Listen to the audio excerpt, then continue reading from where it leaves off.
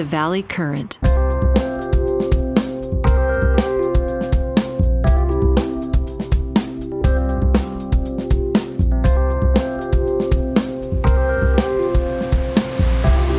I'm sort of interested in knowing how all this plays out under all these current threats, because, Biden dropped out, and I got to believe Zelensky must be extremely worried about what that means. Oh, my God, we all are. Oh, they are terribly worried.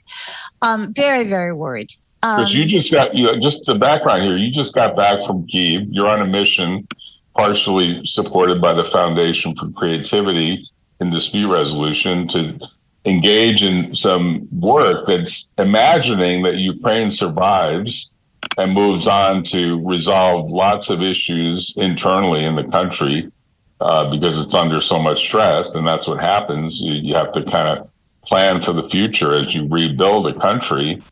And, there's a big question about if there isn't support from the U.S. because of the political changes going on with the big announcement. That's why I sent an email to let me just back up and give you an overview of what's gone on, and then Sergiy can back me up on everything with more details, particularly on the podcasting and what we're putting together as a sort of a historical review of this. Right. So the training went extraordinarily well. My translator little machine didn't work very well, but Sergiy was there to help me out. So, and everybody was quite competent in, I don't think language was a really big problem. The first day we had the minister, I would say she's third. She is the major assistant to the deputy minister of Veteran Affairs. She was there. I have her card. I'm reaching out to her tomorrow. And Alexander was there from our program with the Veterans Affairs as well. We had Katerina from the National Association Mediators of Ukraine, that's NAMU. She was there. And Galina and I did the training, and Galina is just a phenomenal person. The bottom, and let me tell you the rest of the itinerary. Then I want to tell you an overview that I think is really important. So the interviews from the students are powerful. Sergiy, is that the right word? I think it's the right word. Powerful, yes. Powerful. They're just powerful. And especially Galina's last words. And she's just amazing. We traveled up to they had their driver, and we went up to Kyiv the next day, and we met with Svetlana, who is the director of international work there, and she had brought in the vice rector, who is a powerhouse young woman.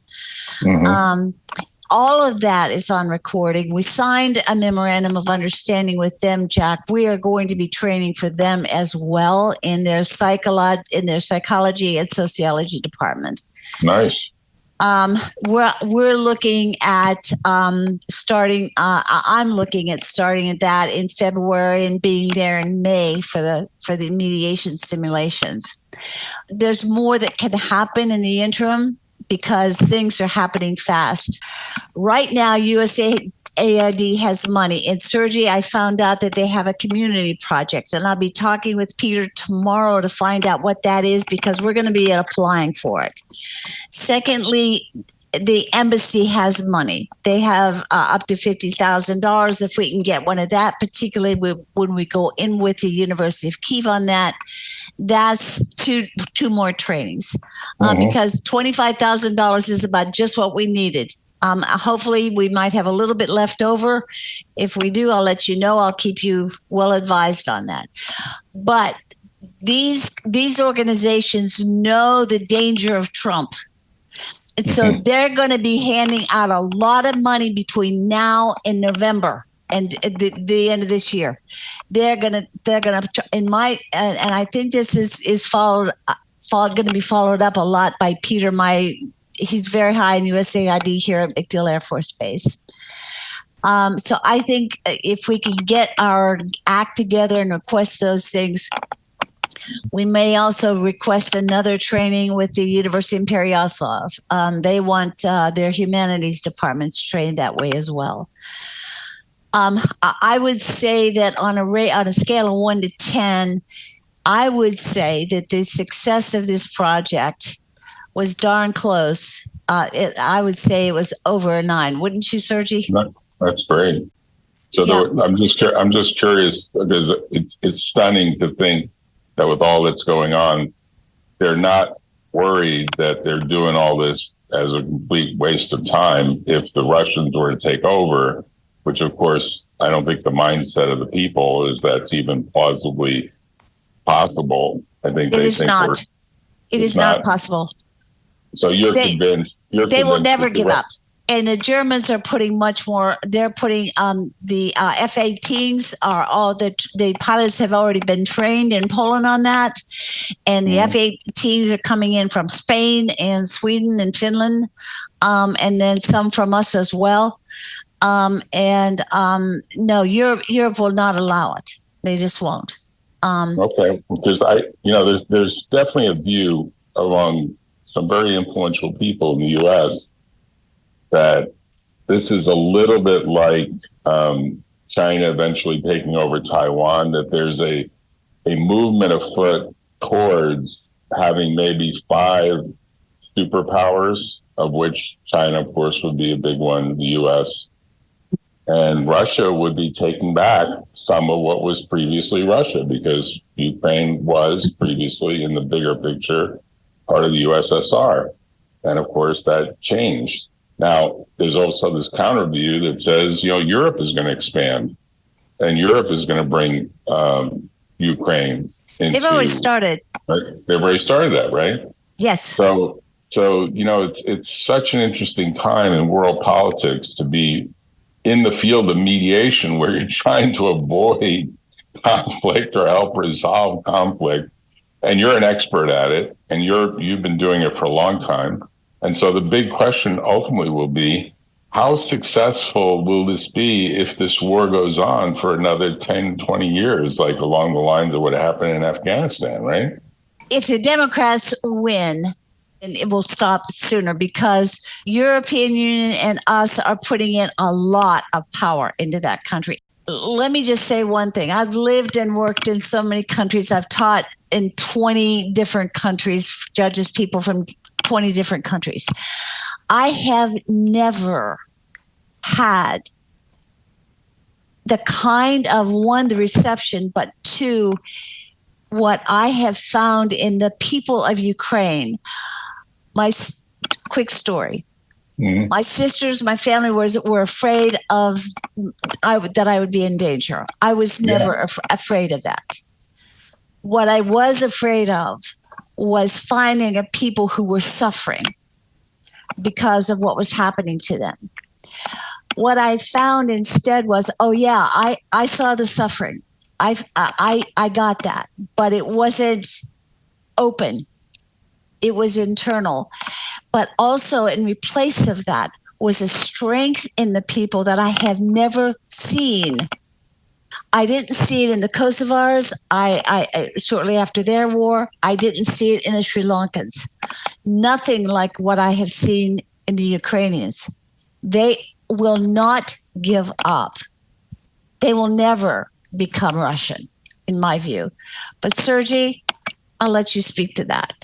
Oh, I just love what you're saying, Lynn. I think, what I would say, I put together a bunch of pictures of your visit. I think Jack would love to see faces. I don't get videos, unfortunately, right now, but we will get videos. Before I show that, just to make sure that, I don't know, Jack, you understand. So now we're dealing with 2 different universities, right? So we got this program done through Pereyaslav University, which is like a local college. And now we went to the top university in the nation.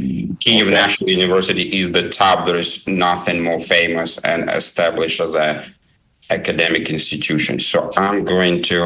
And while he's doing that, Jack, the universities are particularly the University of Kyiv, and I had an opportunity to have lunch with Svetlana afterwards. They are really making connections with all universities across the EU. that is going to be a strong woven thread of unity. Yeah.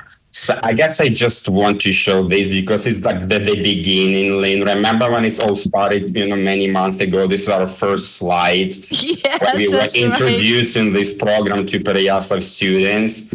Yes. This is just to show the courses that were taught and our international faculty. Lynn, do you want to talk? Because you would know more, yes. No, you go ahead. And then you probably want to reflect. This is our faculty from Pereyaslav University. So and maybe Lynn, you can come. So this is the first day when all students in, and you have Lynn here, and you have. Is that from ministry? Yes, right? yes. She's heading up the international. She's for the deputy minister of Veterans Affairs. She's her next to her, under her in international work. And this is Galina Yaremenko, the chief mediator of Ukraine. Yes, yes. And this is all the students. So we're going to see a few faces. Again, this is Lynn and leaderboard. And here some students. This is basically mediation itself, when students were playing different roles in the conflict resolution. That is, go back one slide, Jack. That's Vladislav, and he and this is Eugenia, and those are the two people who won the scholarships. That basically I have the pictures again. I'll just show them while you're talking. Yeah. Because of what you've given them, they will become certified mediators with NAMU. No, that's great. And they're students, but they're already working. So Vladislav, he's veteran himself, and he's a psychology student, and he's already working like a counselor and coach for veterans. Yep. So he really first-handedly understands what it all means. And this is Yevgenia. She's just amazing. Again, she has a huge professional career in different disciplines already, but she came to psychology and counseling kind of because of the war, and this mediation course just was so inspiring for everybody. And I brought you back a little piece of her artwork too. Thank you so much. Like all of these students, like she was so excited. Like she said, thank you, Lynn, for coming, because you opened up for me my new career. I know what I want to do now. I'm just going to backwards a little bit so you can see everybody again. So this is mediation process, a bunch of students. This is our one of our advisors. Yeah. Faculty advisors, really super woman. So is the traditional way in which a law school education happens in the Ukraine like the US, where the adversarial process is really the way it works, the way it's explained, or is it a different process? Not so sure about the law schools, but one of the things that we did have very much in common was with the National Association of Mediators there, we teach the facilitated method, which is the universally worldwide, the one that's most used, and it's certainly the one most used in the European Union as well. Right. This is Valia. She was amazing. This is a young woman who just worked hours every day, late days, stayed up late with us to have telephone calls because they're 7 hours ahead. Right. She's amazing. Right. Fluent in English, just wonderful. Just like administrative assistant on the other side, and a teacher also. I guess who else did not sleep all night, right? Yeah, this is Sergiy online. All right. Sergiy was a big hit with the class. He was a huge hit.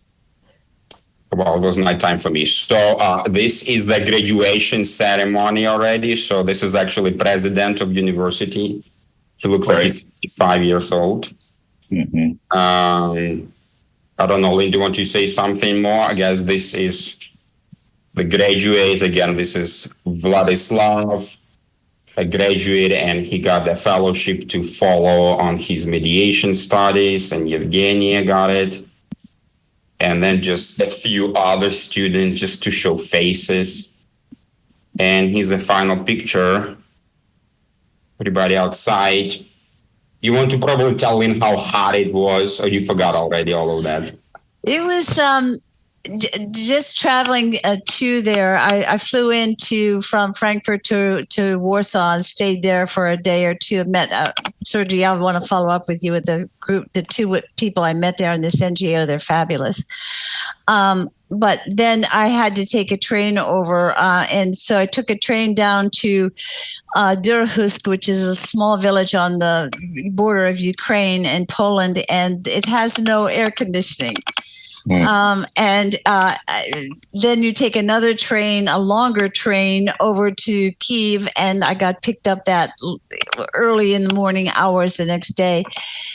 You're lying in a berth of a tray with no air conditioning, no windows open, no ventilation at all. Even at night, I mean, it was over 100 degrees in the compartment itself. It was uncomfortable. Ouch. What doesn't kill you makes you stronger, Lynn. I think so too. I think so too. All right, and then the next story, right? So that was Pereyaslav. So now we move into the capital. So just for Jack to some basic facts. So it's really a cool university. It's very old, founded in 1843. It has 15 colleges in it and 5 institutions, like bigger colleges, and many students. It's just like the top-notch university, really. And they want this to be delivered at their 4 different sections, different colleges. College of Psychology, the most we talked so far, but Sociology and Institute of International Relations and Military Institute. Mm-hmm. And here are the pictures. So this is their red room for important signatures, I would assume. Never been there. But he's Lynn, and this is Katerina, the president of Ukrainian Mediation Association or something. And then we have here, this is the vice president of university, and Svetlana, the dean, the vice dean of psychology, and I don't remember names yet. Oleg, who is like a professor in sociology, maybe, or psychology. Yeah, sociology. Yeah. So he is Lynn talking, explaining the what is it all about. This is Ksenia, the vice president. She's amazing. There's an immediate connection there, Jack. That's beautiful. And then most of the United States, I mean, if we have 330 odd million people, I'd say probably less than 30 million, probably like 90% of the United States doesn't really have the foggiest idea of what life is like in the Ukraine. And probably that 10% that doesn't really understand it the way you guys understand it, because you're on the ground. Because a lot of people just think the entire society is frozen, but it's not frozen. I mean, not at all. Right? Not at all. I mean, there was something on NPR. I wanted to send you something about it, and Lee said that maybe she did, that there's this funny play that's playing called Witches. You must have heard about it, playing in Kiev, that tells an old story, like an old Russian story, of what happens when someone tries to conquer someone else's country. Like, this dates back from many hundreds of, or maybe even thousands of years ago. I'll find the news article because it played on NPR on the radio. Yeah. And we were like, you have to go see Witches because it's getting such great reviews. Apparently, it's very popular in the Ukraine, in Kyiv in particular. It's very popular. Yeah. You were too busy. You were too busy to do any of those things. The day we were there, they have the as you know, the Russians have attacked their infrastructure, so they have their selecting times where they're turning using the electricity, and the universities, even though they may have their own powered generators, are not allowed to use them. So even in the universities, as it was that day, it was extraordinarily hot. But because there's no AC, no air conditioning that can be used. Right. But it didn't stop us. Well, that's good. I mean, it sounds like you spent, 3 weeks in total? Close to 3 weeks, has it been? Or longer? No, just, I spent 3 days in Pereyaslav and just a one full day before I left that night. Yeah. Okay. Because you land in Germany, I take it, and then make your way over. Yeah, by train? That's the way it goes, by train? Flew from Frankfurt to Warsaw. From Warsaw to Kyiv, it was train. And that was altogether about a 19-hour trip, the train. Wow. Yeah. Okay. Well, these are great pictures, and it's a great story. And I have to tell you, I hope you give this presentation to CILS and other places around the world, because it's a very unique mission. And a lot of people wouldn't even think about trying it. Like, a lot of people would say, well, there's going to be too many obstacles. There isn't going to be an appreciation. People aren't going to value it. And you found just the opposite was true. Well, right? we've got some ideas. We're working on something, and we may come back to you. But we have enough to put together quite a dynamic presentation, we think. Well, that's beautiful. Enough for. Well, that's beautiful. Yeah, we think so. We think we're enough. So I want to congratulate you for everything you've done. We look forward to getting together with you. We're actually in sort of Providence. It's a long story why we're here, but basically we're in Providence, Rhode Island for the next few days, and we'll get back to the Tampa area and grab lunch or dinner or something with you, and both of you, if you both can do it, and then have a more in-depth discussion about where this is all headed and how much press you can get from it, and how much additional foundational support you can get, and maybe government support, and really getting awareness that this is actually a pretty big issue for the November election. And a lot of people are not really focused on it in the U.S. They're treating it like it's no big deal. And yet it's probably right up there with abortion rights and voting rights and a huge number of other things that will be dramatically impacted by, this document that's floating around called, Plan 2025. Plan 2025. Yeah. Right. Yeah. Oh, it'll be devastating. It's a little bit like 1984. I mean, literally, like what happens? Or 1894.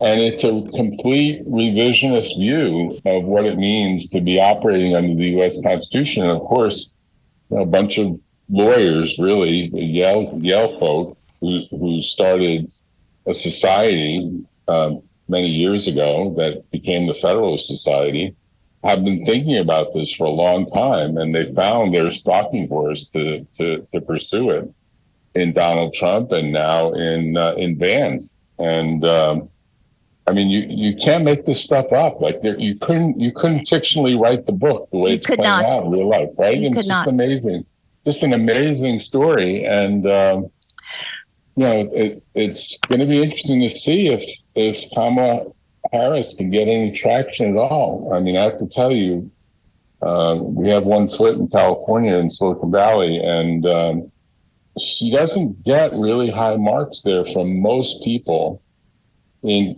Silicon Valley and in California. There are, of course, many others who think she's perfect, and yet there's a growing group of people that probably think Gavin Newsom would be a better choice. I think some people think Michelle Obama should come back into the picture somehow, with Barack Obama supporting maybe a two-woman approach where Michelle is president and Kamala stays as vice president, or maybe even Whitmer comes in as vice president and Kamala goes to Secretary of State to actually learn some international diplomacy. I'd like to see Josh, what's his name, as the governor of Pennsylvania, because we absolutely need Pennsylvania, or Whitmer from Washington. We need somebody from one of those 5 states. Unless we win them, we're not winning. Right. Yeah, I mean, that's the calculus. And I don't know, it'd be kind of a big question about how they pull this off, because I think nationally, she doesn't have a brand.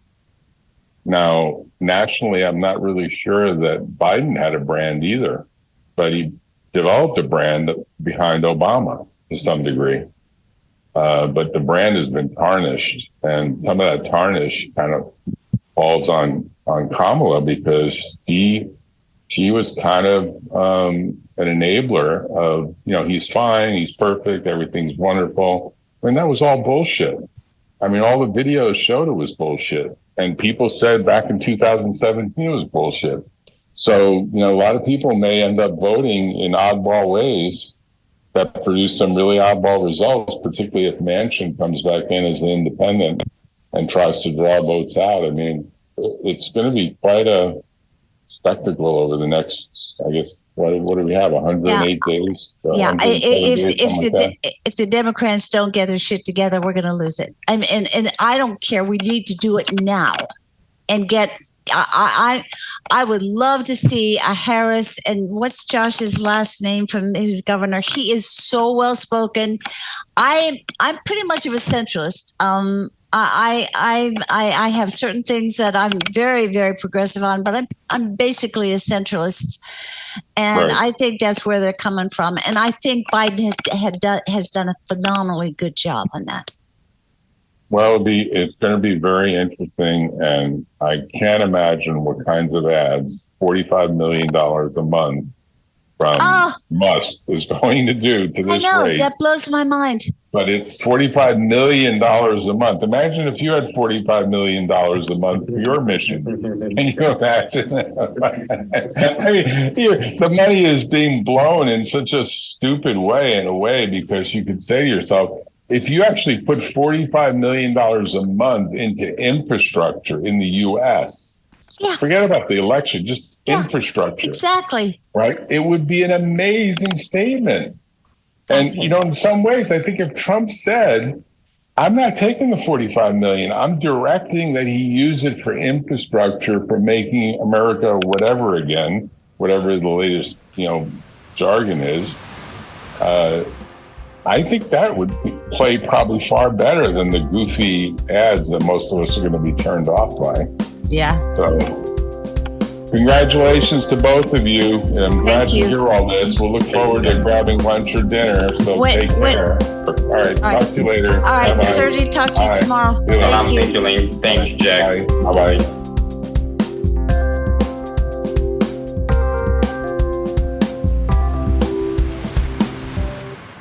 Tune in next time on The Valley Current.